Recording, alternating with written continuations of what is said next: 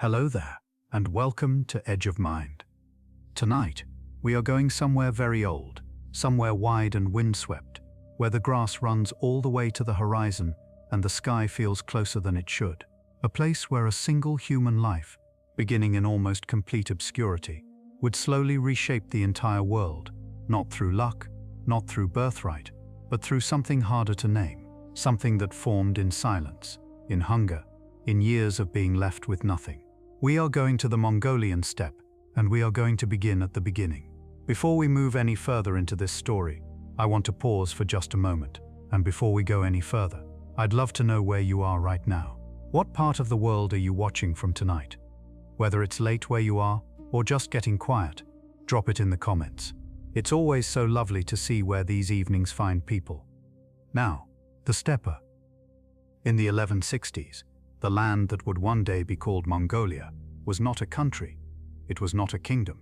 It had no cities, no written language, no single governing power. It was a vast, open expanse of grassland and cold home to dozens of nomadic tribes who moved with the seasons, tended their animals, and warred with one another in patterns that had continued for generations. Life there was not gentle. The land itself was not gentle. Winter came early and stayed long, and the space between one family and the next could stretch for miles of unbroken silence. Into this world, sometime around the year 1162, a boy was born. His name was Temüjin. His father was a minor chieftain of the Borjigin clan, a man of some standing, though not great power. His mother was named Holun. She had been taken from another man to become his father's wife, which was a common enough story on the steppe, where the rules of the wider world did not reach. Temüjin was born by some accounts with a blood clot in his fist. Those who noticed took it as a sign of something. They were not wrong, though none of them could have known what that something would become. His early years were ordinary in the way that hard lives are ordinary, full of cold and movement, and the particular closeness that comes from living with very little. He learned to ride before he could read, which was fine, because there was nothing to read. He learned to hunt. He learned the rhythms of the steppe, and then, when he was around 9 years old, everything changed. His father was poisoned. The men who did it were from a rival tribe, the Tatars, long-standing enemies of the Borjigin. Temüjin's father had gone to arrange a marriage for his son, and he had accepted food and drink along the way. He did not come home the same man. He died slowly, on the journey back, and with him went whatever protection and standing the family had carried. What followed was a kind of abandonment that is difficult to sit with, even across the distance of 800 years. The clan, the people Temüjin's father had led, the men and women who owed their loyalty to his family, left. They gathered their animals and their belongings and moved away, leaving Holun and her children behind on the open steppe with almost nothing. No food stores to speak of, no allies, no one coming back. The reasoning, if it can be called that, was practical in the cold way that survival often is. A widow with young children was a burden. A boy of 9 could not lead. There was no future in staying beside a family that had lost its chieftain, and so the clan chose its own future and walked away from theirs. Holun did not collapse. This is the part of the story that deserves to be held for a moment, because it is easy to move past it on the way to the more well-known chapters. She gathered what she could. She fed her children on roots and berries, and whatever the land offered. She kept them alive through winters that had no right to be survived. She was, in ways that Temüjin would carry with him for the rest of his life, the first example he ever had of what it meant to endure without flinching. Those years on the edge of survival left marks that never fully faded. The hunger was real, the isolation was real, and the knowledge learned early and learned completely that the world would not offer mercy simply because it was needed, settled into Temüjin, the way cold settles into stone. That safety had to be built and held and defended. That loyalty was the rarest and most valuable thing one person could offer another. All of it gathered quietly inside him during those long, still years on the plain. He was not yet a leader. He was not yet anything the wider world would notice. He was a boy on an empty plain, learning what it meant to have nothing, and learning slowly what he was willing to do to ensure he never had nothing again. The years ahead would be harder still before they began to turn. There was more loss waiting, more danger, more moments where the story could have ended quietly and completely, but it did not end. And in the not ending, something was forming, patient and steady, and not yet visible to anyone watching from the outside. We are only just at the beginning. The steppe in winter is a place that asks nothing of you and offers nothing in return. It simply continues, flat and pale and indifferent, stretching in every direction without a landmark to hold the eye. The sky sits low in those months, pressing down against the frozen ground, and the wind moves through the grass with a sound that is not quite silence and not quite anything else.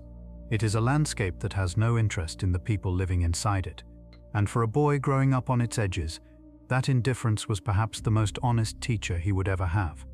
Temüjin grew in that landscape, not smoothly, not without difficulty, but the way things grow when the conditions are hard, slowly and close to the ground, with roots that go deeper than they need to, because the surface has never been reliable. The steppe does not encourage softness. It simply continues, and the people within it continue alongside it, shaped by the same long patience. His mother Holan had held the family through the worst of it, and what Temüjin was becoming in those years was shaped in part by watching her. There was something else forming in him too, something harder to name, though anyone who has ever been very young and very hungry will recognize it. It is the particular kind of clarity that arrives when everything unnecessary has been stripped away. When there is no comfort to retreat into, you learn very precisely what you are made of, and what Temüjin was made of was beginning to show. There was a moment, he was perhaps 14 or 15, when that interior life became visible in a way that could not be looked away from. He had a half-brother named Begta. The two of them were in conflict over something small and essential at the same time, the way conflicts between hungry people often are. The matter was food, and who had the right to it. The details are sparse, as details from that world often are. What remains is the outcome. Temüjin, along with his younger brother Kasa, confronted Begta on the open plain. Begta did not survive the confrontation. He sat and faced what was coming without moving away, and Temüjin let it be done. It is not a moment that softens with time. It is simply there, early in the record of his life, a reminder that the ruthlessness people would later find in the conqueror was not something he discovered on a battlefield. It was present from the beginning, forged in the same long fire as everything else. The world around him was not made of mercy, and he had learned to reflect that back without hesitation. Not long after, the world demonstrated again how little it intended to offer him. A rival clan, the Taichuit, the same people who had once claimed authority over his father's lineage, came for him. Temüjin was captured and placed in a wooden restraint called a kang, a heavy frame worn around the neck and shoulders that made movement difficult and sleep nearly impossible. He was held as a kind of prisoner, passed between households, watched and diminished. He escaped. The account of how involves a sympathetic family who sheltered him, a river he remained hidden in through the cold, and a dim stretch of night that covered his movement long enough for him to slip away. The details feel almost too spare to hold the weight of what they contain. A young man alone, finding his way back through a landscape that offered no guarantees, but he found his family, and the finding mattered, not just as a fact but as a pattern. Temüjin, across all the difficult years of his early life, kept returning. He was taken, and he returned. He was left with nothing, and he gathered something. He was moved to the edge of the story, and he came back toward the center of it, patient and quiet, and not yet finished. There was a young woman in his life by this point, or beginning to be. Her name was Berthe. The arrangement had been made by his father years before, in the way such things were made on the steppe, an alliance between families, sealed with the promise of a future marriage. When Yesuge died, that future had seemed to go with him, but Temüjin had not forgotten, and when the worst of the survival years had passed enough to allow for movement, he went to her family and honored what his father had made. Bertha came with a gift, a beautiful sable coat, the kind of thing that carried real value on the steppe, where warmth and wealth were often the same word. Temüjin took that coat and did something with it that reveals more about who he was becoming than almost anything else from this period. He did not keep it. He used it to strengthen a bond he knew he needed, offering it to Togrul, a powerful leader of the Kera tribe, who had once been an ally of his father. It was a small gesture and a large one at the same time. A young man with very little spending what he had on a relationship he believed in.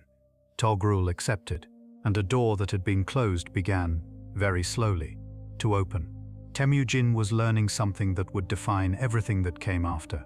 That loyalty, carefully placed, was more lasting than any other currency available to him. And he was beginning, quietly and deliberately, to spend it well. And before we go any further, I'd love to know where you are right now. What part of the world are you watching from tonight? Whether it's late where you are, or just getting quiet, drop it in the comments. It's always so lovely to see where these evenings find people. The steppe in winter has a particular quality of silence, not the silence of a room, or a forest, or a valley, something wider than those, something that does not acknowledge the difference between one place and the next. It simply continues in every direction, pale and unhurried, holding whatever stands within it, without any special concern for whether that thing survives. Temüjin had grown up inside that silence. He had learned, slowly and without anyone teaching him, that it was neither hostile nor kind. It was simply the condition of the world he had been given, and the only useful response to it was to keep moving. He was still young, somewhere in his early 20s, and what he had gathered so far was modest by any measure. A family, a few animals, a wife, a fragile thread of alliance with Togrul, of the Kharit. These were not nothing, but they were not much either, and the steppe had a way of reminding you of the distance between what you held and what you needed. Then the Murkit came. The Murkit were a tribe with an old grievance, one that reached back before Temüjin was born, to the circumstances of his parents' marriage, which had involved a woman taken from their people. Debts of that kind were not forgotten on the steppe. They were simply stored, the way cold is stored in the ground through a long winter, waiting for the right season to return. And when the Murkit came, they came in force, arriving before there was time to prepare. Berta was taken. Temüjin went to Togrul, and he went to Jamuka, the blood brother of his childhood, the boy he had once sworn an oath beside a frozen river, and he asked for their help. Both came.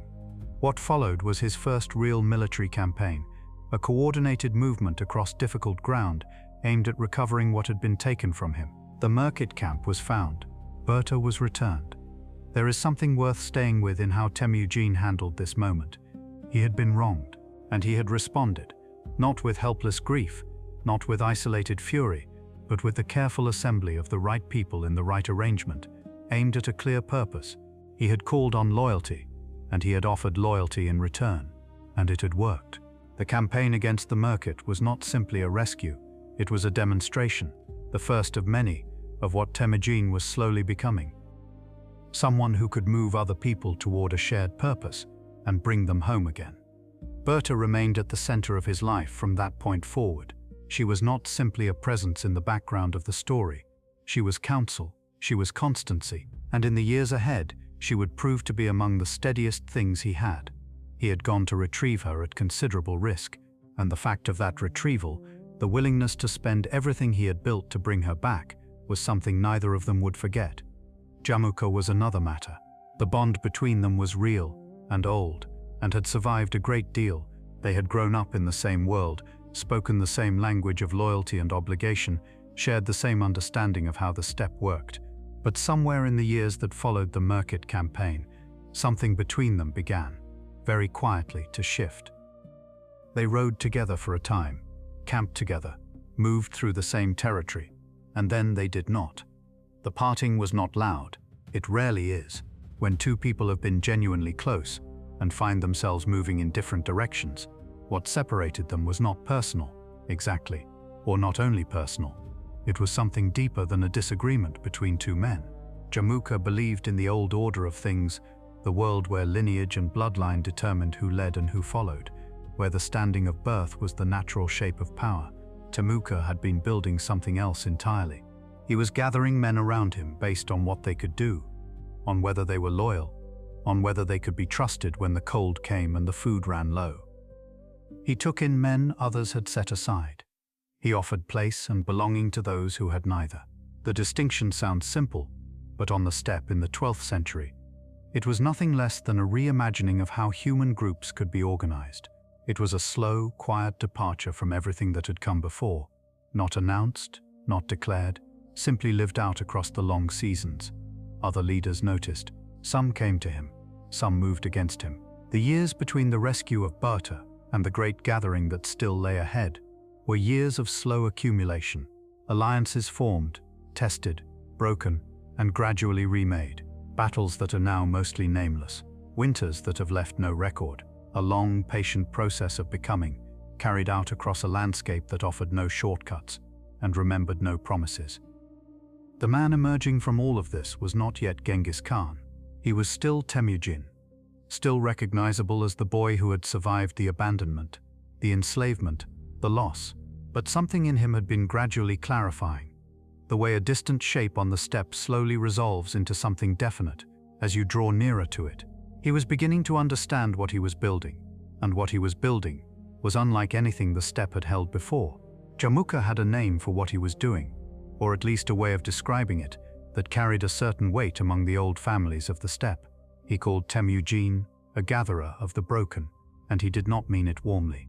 The men who came to Temüjin's fires were, in Jamuka's view, the discarded ones, the men without standing, the ones no bloodline would claim. That such men were now forming the core of something powerful was to Jamuka a kind of disorder, a loosening of the natural arrangement of things. But those men were loyal in a way that men who follow lineage rarely are. They had chosen Temüjin, and he had chosen them. And between those two choices, something had been woven that held firm under pressure. On the steppe, where everything could be taken away in a single cold season, that kind of loyalty was not a small thing. It was the only thing that endured. The distance between Temüjin and Jamuka widened slowly, the way rivers that begin close together gradually find their own separate courses across a wide plain. There was no single moment of separation. There were instead many smaller moments, a decision made without the other's counsel, a camp moved without explanation, a messenger arriving with words that carried an edge beneath their surface. And then, one season, they were no longer riding toward the same horizon. What followed was not immediate. The steppe did not move at the pace of a single season. It moved at the pace of long accumulation of alliances gathering the way water gathers in low places. Slowly and without announcement, Temüjin spent years building what could not be built in a single campaign. He was patient in a way that his enemies consistently failed to understand. They would see him quiet and assume he was still. He was never still. The tribal world around him was not a stable one. Clans shifted, old loyalties dissolved when the weather turned, or the herds moved. Leaders rose on the strength of a single victory, and faded when fortune withdrew. What Temüjin was constructing was something different, a structure that did not depend on the mood of a single season, or the standing of a single family. He was building something that held its shape regardless of what the wind was doing. He reorganized the way his growing forces were arranged, not by clan, not by bloodline, but by units of 10, then 100, then 1,000. A man served alongside whoever else was in his unit. Regardless of where he had come from or who his father had been, the unit became the new family. A commander earned his position through what he did, and could lose it the same way. This was not how the steppe had ever worked before. It was a quiet change, carried out not through proclamation, but through the slow daily reality of how men ate and slept and moved together. Alongside this, something else was gradually taking shape, a gathering of principles and rules that would eventually be known as the Yasa, not a written document in those early years, but a slow accumulation of the ways things were to be done within Temüjin's growing world. Theft was addressed, the treatment of those who surrendered was addressed, and religious practice was left alone entirely. A man could hold whatever understanding of the sacred he carried, and it would not be held against him. In a world where belief was often the first thing used to separate one group from another, this was unusual enough to linger with for a moment. None of this softened what he was. He remained capable of a severity that those who crossed him came to understand in full. The same man who offered shelter to the outcast could, when he felt betrayal, respond in ways that left no uncertainty about the cost. The two things lived in him together, and he never seemed to find them at odds. Generosity and severity were, in his understanding, simply different expressions of the same underlying principle, that loyalty had a value, and that its absence had a consequence. Jamuka was watching all of this from his own camp, across whatever distance now lay between them. He had his own followers, his own fires, his own claim to leadership among the Mongol-speaking peoples of the steppe. And the two men who had once sworn brotherhood to each other now moved through the same world as something closer to opposing forces, not yet fully opposed, but no longer the same thing either. The years continued their slow passage. The landscape held everything in its usual silence, and somewhere within that silence, the shape of what was coming was already present, the way the form of a season can be felt in the air long before it arrives. The reckoning between Temüjin and Jamuka was still ahead, and it would carry with it everything that their years of closeness had been building toward, all of the old tenderness and all of the distance that had grown between it. The distance between two men who were once close carries its own particular weight. It is not like the distance between strangers, which is simply empty. It is a distance that has something in it, the memory of what used to be there, still faintly present, the way warmth lingers in a stone long after the fire beside it has gone out. Temüjin and Jamuka moved through those years with that kind of distance between them. Their followers grew, their reputations deepened, and the steppe, which had always been large enough to hold many things at once, held them both separately now, each gathering strength in his own way, each drawing men toward a different understanding of what Mongol leadership could mean. Jamuka was not a small figure. He was gifted and well regarded, and he carried the weight of an older tradition, the idea that leadership flowed through bloodline and aristocratic standing. He believed the natural order of the tribes was something to be preserved rather than remade. He had followers who believed in that order sincerely, men who had grown up inside it and found it sensible, and Jamuka himself was capable of real brilliance. The bond he had once shared with Temüjin had not been one-sided. He had offered it genuinely, and it had been genuinely received. But the two visions had grown in different directions. The way two rivers fed by the same source can eventually reach entirely separate valleys. Temüjin's world was one where a man's worth was demonstrated through what he did, and how he held his loyalty, not through who his father had been. Jamuka's world preserved a hierarchy that Temüjin had, in some sense, been excluded from since childhood. The steppe had made both men, but it had made them differently. There were confrontations between their forces in those years, not a single moment of resolution, but a slow series of encounters, with alliances shifting around them, and other leaders choosing sides or attempting to remain apart from the growing division. The tribes of the Mongolian world were not simply waiting for one of these two men to prevail. They were living their own lives, making their own calculations, trying to survive the same seasons that had always demanded survival. But the gravity of what Temüjin was building was becoming harder to remain neutral against. He continued to draw people in. A man who had served an opposing clan, and served them well, might find upon arriving in Temüjin's camp that his competence was noticed and used rather than held against him. Former opponents were folded into the structure without being made to feel the full weight of having once stood on the other side. This was not softness. It was a form of practical wisdom that Temüjin seemed to understand without needing to be taught. A man given a reason to belong would fight differently than a man who had simply been absorbed. The messenger network slowly forming across his growing territory carried this same logic. Riders moved between camps, carrying news and orders, resting at intervals where horses and supplies were held in readiness. The system allowed information to move across vast distances, with a steadiness that had not existed before. It was not yet the formal relay that would later stretch across the full width of his empire, but the thinking behind it was already present, already being practiced in smaller form, already changing how decisions could be made and carried out across open ground. And through all of this, the memory of Berta remained close to him. She had been returned to him years before, and she remained his first wife, the one whose standing within his household was never diminished by the many others who came after. In a world where such arrangements were common, the particular care he held for her was noted by those around him. She was not simply present, her counsel was regarded, and he listened to it. This too was part of who he was, capable of a loyalty that ran in both directions, not only demanding it from others, but offering something genuine in return.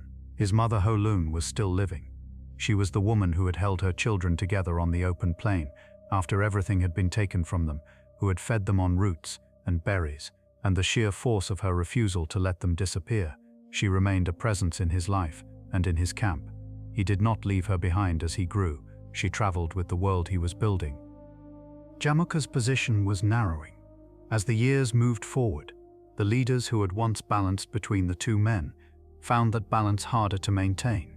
Alliances that had seemed stable began to resolve themselves, one by one, in Temüjin's direction, not always through force, sometimes simply through the growing sense that the shape of the future was becoming visible and that it had Temüjin's outline.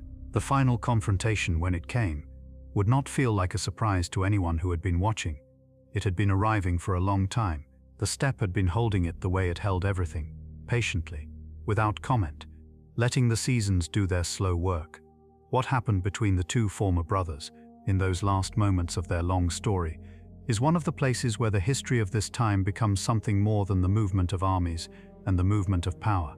It becomes something quieter, something that asks to be held gently rather than explained. That part of the story is still just ahead. The final meeting between Temüjin and Genghis Khan did not happen on a great open field, with armies watching from a distance and banners moving in the wind. It came quietly, the way most endings do, after the larger noise had already settled, after the last of those who had stood beside Genghis Khan had either fallen away or changed sides. He was brought before Temüjin by men who had once followed him, men who offered their former leader as a kind of proof of their new loyalty. Temüjin did not receive this well, not the capture itself, but the manner of it. The men who had handed Genghis Khan over were not rewarded, they were condemned. A man who would betray his own leader was not the kind of man Temüjin wanted inside his world. Loyalty was the thing he had built everything upon, and its opposite was not something he would allow to go unremarked, even when the result of that betrayal happened to serve him. Genghis Khan, for his part, did not ask to be spared. He asked for a death that carried some dignity, a death without blood, which was the Mongol way of honoring someone whose spirit was considered too significant to be shed carelessly on the ground. He had lived his life as a man of standing, and he wished to leave it the same way. There is something in that request that lingers with the story long after the moment itself has passed. The two of them had once sworn brotherhood in the language of the steppe.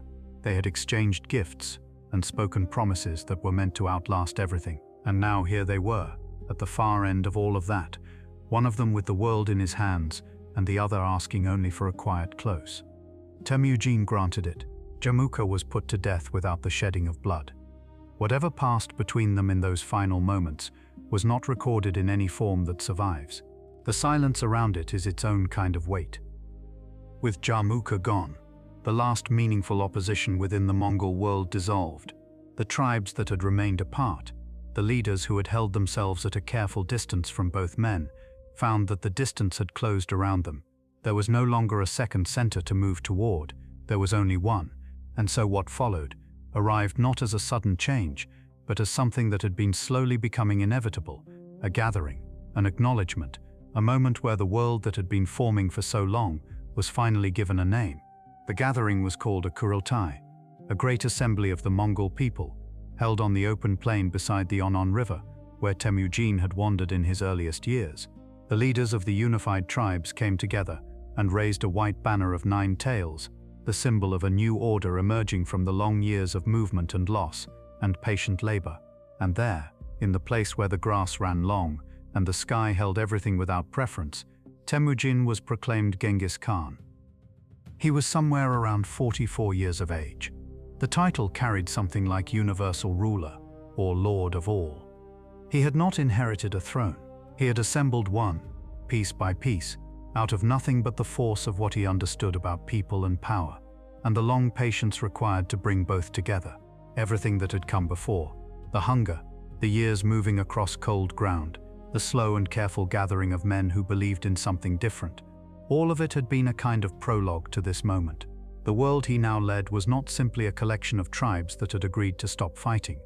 It was something more considered than that.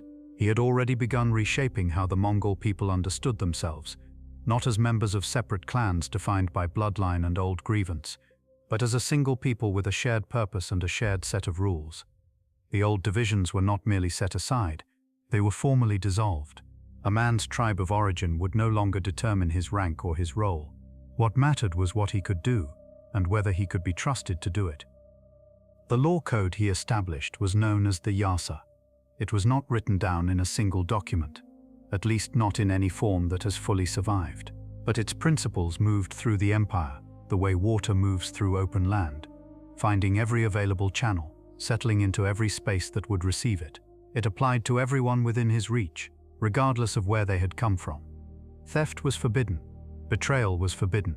The destruction of water sources, so vital on the steppe and in the dry lands beyond it, was forbidden. Religious practice of any kind was to be left undisturbed. These were not suggestions. They were the structure of the world he was making, and they held. He reorganized the army along the same lines, not by tribe, but by units of 10, 100, 1,000, and 10,000. Men who had once been enemies found themselves standing beside each other in the same formation, bound not by shared ancestry, but by shared obligation.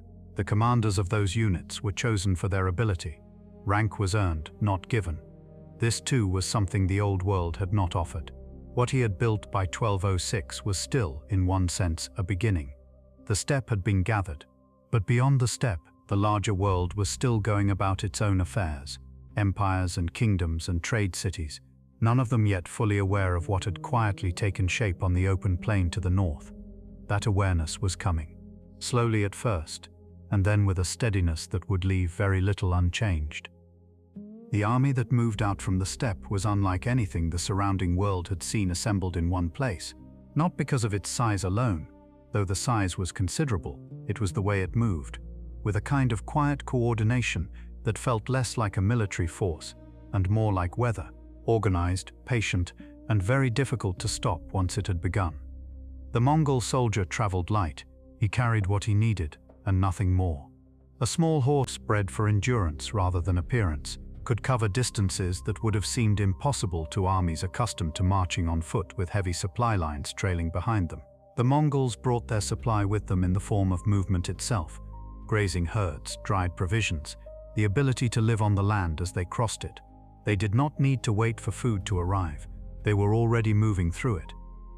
And they had learned to communicate across enormous distances with a system that was, for its time, without equal. Relay stations were placed at regular intervals across the expanding territory, each one staffed, each one supplied with fresh horses. A message could travel hundreds of miles in a single day, passing from rider to rider, like something carried on the wind. Genghis Khan could know what was happening at the far edge of his reach, before most rulers of that era would have even heard that something had occurred. This was the YAM, the relay network that held the empire together, the way a nervous system holds a body together, carrying information steadily inward and outward, keeping the whole aware of its own parts. It was not a glamorous system, it did not announce itself, but without it, the distances involved would have made sustained coordination nearly impossible, and the empire would have remained a collection of victories rather than a functioning whole. He also understood something that many conquerors before him had not fully grasped, that the world beyond the steppe contained knowledge worth keeping. Scholars, engineers, administrators, physicians. When a city came under Mongol influence, those with useful skills were often preserved and brought into the broader structure rather than lost. A man who could read the stars, or manage a grain supply, or design a siege engine, was worth far more alive and working than otherwise. The empire absorbed talent the way the steppe absorbed rainfall, slowly, completely, and without ceremony. Religious life was treated with the same practical openness. Buddhist monks, Muslim scholars, Christian priests, Taoist teachers, all of them moved through Mongol territory without interference, so long as they did not interfere with the order of things. Genghis Khan himself held his own spiritual beliefs, rooted in the Tengris traditions of the steppe. He seems to have understood that the divine was not something any one tradition held entirely on its own. He listened to many of them. He committed to none of them exclusively. There is something in that quality, the willingness to take in what was useful from wherever it came, that runs through everything he built. It was the same quality that had allowed him to gather broken men and former enemies into a loyal force on the steppe. The same quality that had led him to reorganize an army by merit rather than ancestry. He was not attached to the way things had always been done. He was attached to what worked. The first great test of that system beyond the steppe came not from a desire for conquest in the way that word is usually understood, but from something more specific.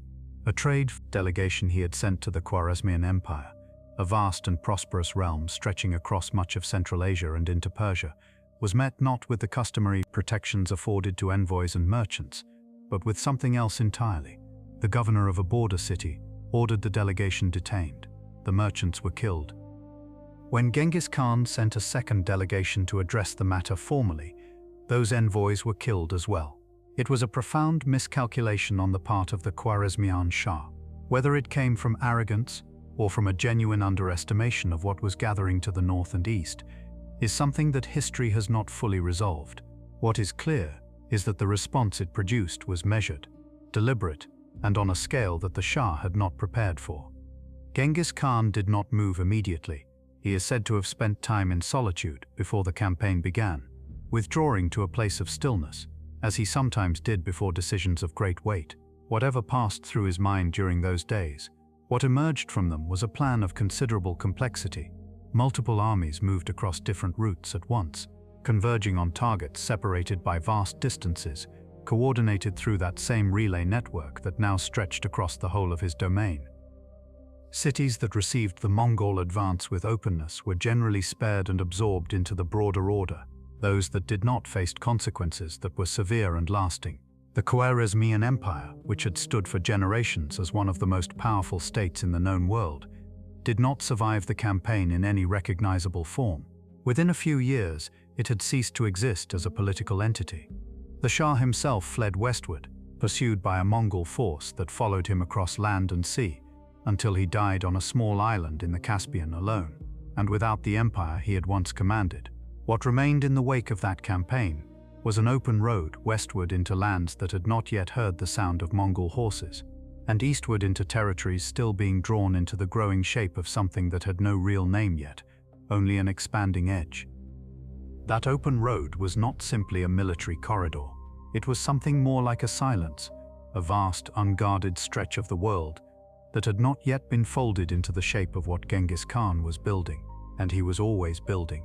Even in the years of movement and campaign, the administrative mind that had reorganized the Mongol tribes from within was still at work, still weaving something larger and more durable than any single victory. There is a tendency, when following a life of this scale, to move from conquest to conquest as though that were the whole story. But the empire that was forming was not only made of campaigns, it was made of roads and messengers and laws that applied the same way to a herdsman as to a general. It was made of the decision to allow people of different faiths to practice as they wished, without interference from above. These were not small choices in a world where religion and power had always been deeply entangled. They were deliberate, and they held things together in ways that force alone never could have. Quietly, from the inside, the way something woven holds its shape long after the weaving is done. The yam was one of the quieter achievements of that era, and one of the most far-reaching. It was a relay network, a long chain of riders and stations spread across the empire, each one positioned so that a message never had to travel too far before being passed to a fresh horse and a fresh rider. In this way, information could move hundreds of miles within a single day, flowing steadily across distances that had once felt impossible to cross. What had been a vast and isolating landscape became something more like a slow conversation. The world did not shrink all at once. It narrowed gradually, station by station, the way a river narrows as it finds its course, and what had once separated people began, in some small way, to connect them. Trade followed the same roads. Merchants who had once faced the uncertainty of moving between rival states, each with its own laws, its own tolerances, its own dangers, found themselves passing through something more unified than anything they had known before. The Silk Road, which had always existed as a loose and fragile thing, began to function with a steadiness it had rarely held. Goods moved along it, and ideas moved with them, drifting from one end of the world toward the other, the way seeds move on a slow wind. Genghis Khan was somewhere in his early 60s by this point. He had spent the better part of 4 decades in motion, in cold, in the particular weariness that comes from never fully stopping. The body carries those years differently than the mind does. The mind, by many accounts, remained clear and deliberate, still capable of holding the full complexity of an empire that now stretched across a distance that would have been beyond imagining for the boy who had once survived on roots and small animals on the Mongolian plain. He was still campaigning. The campaign against the Tangut kingdom in the northwest of what is now China had been ongoing for some time, a long and unresolved matter that he had returned to with characteristic patience. He did not leave things unfinished. That quality had been present since the very beginning, since the days when he had nothing and still refused to remain still. It was part of how he was made. It was during this campaign, in the summer of 1227, that he died. He was somewhere around 65 years old. The precise cause has never been fully settled. Illness, a fall from a horse, the accumulated weight of a life spent entirely in the field. What is known is that he had asked for the campaign to continue in his absence. Even at the end, the work was not finished, and he did not want it to pause on his account. His body was carried back across the steppe. The procession moved quietly, as such things do when they carry something that cannot be replaced. The burial site was chosen somewhere in the landscape he had always known, the rolling, open country near the Khenti Mountains in what is now Mongolia, and then it was hidden, not marked, not announced. The ground was returned to its natural appearance, and the location was kept from the wider world with a deliberateness that has held across nearly 8 centuries, with a completeness that is difficult to fully comprehend. There are stories surrounding the burial, the lengths taken to ensure the site would remain unknown. Whether every detail of those stories is precisely accurate is something that cannot be confirmed. What is certain is the outcome. The grave of the man who reshaped the world has never been found. He went back into the earth the same way he had always moved, without announcing himself, without leaving more than was necessary. Mongolia still observes a kind of respectful quiet around the question of where he lies. There have been searches, conducted carefully and with modern tools, and they have found nothing conclusive. The steppe holds its silence on this particular matter, the way it holds most things, patiently, and without any sign of yielding. What he left behind, though, was not quiet at all. The empire continued. His sons and grandsons carried it further, westward into Russia and toward the edges of Europe, deeper into China, southward into lands that had never seen a Mongol army. The shape of what he had built kept expanding for decades after the man himself was gone, following the momentum of a life that had been, from its very first years, entirely directed outward. And the world that emerged from all of that movement, the world on the other side of the Mongol century, was a different place than the one that had existed before. The world that came after him was not simply larger in its borders. It was woven together in ways it had never been before, threads of trade and language and medicine, and idea passing between places that had previously existed in almost complete ignorance of one another. A merchant moving along the roads that crossed the Mongol lands in the decades following his death could travel from the eastern edge of China to the shores of the Black Sea with a degree of safety that would have seemed impossible a century earlier.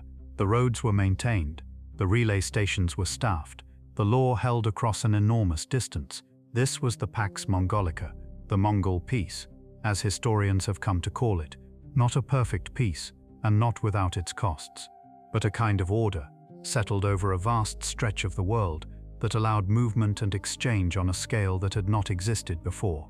Silk moved westward along those roads, slowly and steadily, carried by merchants who understood the routes well. Spices moved. Ideas about astronomy and mathematics and medicine traveled along those same paths, carried by scholars and physicians who found themselves welcome in courts, very far from home. The printing press that would eventually emerge in Europe had its roots, in part, in technologies that moved along those routes, ideas that had begun somewhere else and drifted gradually westward over many generations.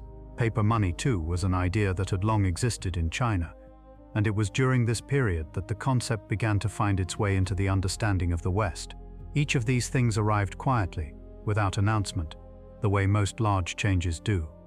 The concept of diplomatic immunity, the protection of ambassadors and envoys, was something the Mongol Empire enforced with a seriousness that would go on to shape how later civilizations thought about the same question. These were not small things. They were the quiet residue of a system built deliberately, by a man who understood that an empire held together only by force would not hold for long. Marco Polo traveled through the Mongol world in the latter half of the 13th century, moving through lands that were still under Mongol governance, still organized along the lines established during and after the Great Unification. What he described when he returned, the scale of the cities, the sophistication of the courts, The sheer distances involved was received in Europe with a kind of disbelief. That disbelief says something about how completely the two ends of the world had been separated before the Mongol roads opened between them. And then gradually, the empire began to soften at its edges. Not all at once, and not in any single moment. The descendants of the great unification settled into the lands they governed. And as they settled, they changed. They adopted local religions, local languages, local customs. The Ilkhanate in Persia became Persian in many of its ways. The Golden Horde in the west absorbed the rhythms of the steppe lands it occupied. Kublai Khan, who ruled China as the founder of the Yuan dynasty, governed in a manner that owed as much to Chinese tradition as to Mongolian. The empire did not so much collapse as slowly become the places it had absorbed. It dissolved at the edges first, then further in, until what had been one vast and unified thing was many smaller things again, each shaped by its own landscape and its own inherited ways. There is something worth lingering with in that image, the way a great unified form can gradually soften into the very ground it once covered. This is one of the quieter ironies woven into the whole story. The empire built by a man who refused to be defined by any single tradition, who gathered people of every background and rewarded them by what they could do, rather than where they had come from, eventually dissolved into the very traditions it had moved through. The conquerors became local. The vast thing became many smaller things, each finding its own shape again. The Black Death, which moved westward along those same trade routes in the mid-14th century, belongs to a chapter well beyond the man himself. The roads that carried silk and ideas also carried, without anyone understanding what was happening, something far more consequential than either. The connectivity that had been one of the great achievements of the Mongol century became, in this, one of its most devastating unintended consequences. The world that had been opened was open in every direction, and through all of it, the expansion, the trade, the gradual dissolution, the unintended consequences, moving along the roads, the man at the beginning remained a figure that no single description could hold. In Mongolia, he is a founding ancestor, a source of national identity so deep that his image appears on currency and on the sides of buildings, and the airport in the capital carries his name. In the lands that bore the weight of the campaigns, the memory is carried differently, as something that arrived from the horizon and changed everything, not gently. Both of these things are true at once. The man who rose from nothing on the open steppe left behind a world that was genuinely measurably different from the one he had entered. The roots were real, the exchange was real, the loss was real. The scale of all of it, the building and the breaking both, sits together in the historical record without resolving into something simpler. What remains, at the far end of all that distance, is something worth sitting with slowly. A life that began with almost nothing, on an empty plain, in a century that has no written record of his earliest years. A life that ended having moved more of the world than any single person before or since. And somewhere between those 2 points, between the abandoned boy and the man whose name still carries weight across 8 centuries, there is a story that does not quite fit inside any single frame. All of it, the boy, the man, the empire, and everything that followed, comes to rest here, at the end of a long evening, in something quiet and still. And so we arrive at the far edge of a very long story, where the last of the light has faded, and what remains simply is, without needing to be anything more. There is a plain in Mongolia that stretches further than the eye can follow in any direction. The grass moves in long, slow waves when the wind crosses it, the way water moves when something has passed through, and the surface is only now returning to itself. It is the kind of place that holds silence without effort, a silence so old and so complete that it seems to belong to the land rather than to the absence of sound. Somewhere on a plain very much like this one, a boy stood alone once, with nothing ahead of him that anyone could have called a future. That boy carried nothing forward except the will to remain. He had no inheritance, no title, no clan willing to stand beside him. What he had was a mother who did not give in, and something inside himself that proved, over a very long and difficult passage of years, to be stronger than the circumstances arranged against him. He did not know, standing there, what he would become. That is perhaps the most honest thing that can be said about the beginning of it. What he built was not inevitable. The alliances were woven from loyalty rather than lineage, something that had rarely been done before on the steppe where bloodline was everything. The system of law he established reached across every tribe and tradition, holding together people who had no reason to trust one another except that it was now required of them. The roads came later, long and steady, carrying goods and letters and ideas from one end of the known world to the other. None of it arrived fully formed. It emerged from choices, made one at a time, by a man who had learned early that the world would not offer him anything he did not find a way to hold himself. He rewarded the people around him, not for who they had been born to, but for what they were willing to do.